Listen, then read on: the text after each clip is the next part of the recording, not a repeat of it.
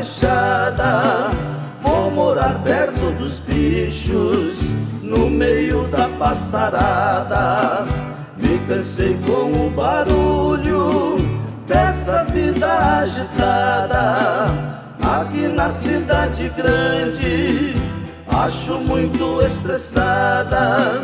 É buzinaço de carros e motos envenenadas. Vou chamar os meus amigos pra conhecer meu abrigo, saborear uma churrascada.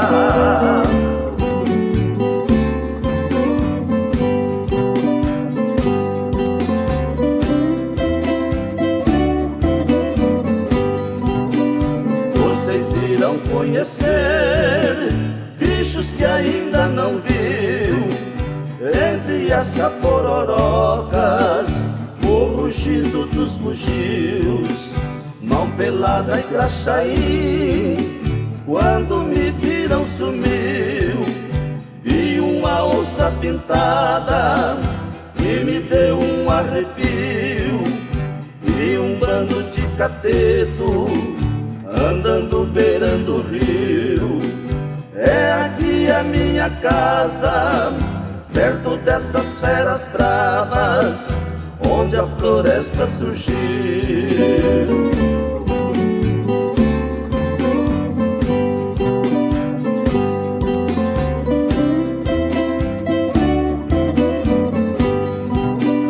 Tem também os passarinhos, muitos vocês já conhecem, o jacu e o jaú.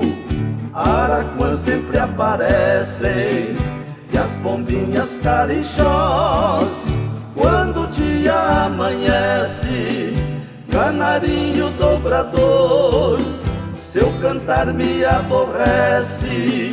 Juriti e beija-flor, quando a mata floresce, o recanto do biguá, duvido ter outro igual. Aqui ninguém envelhece.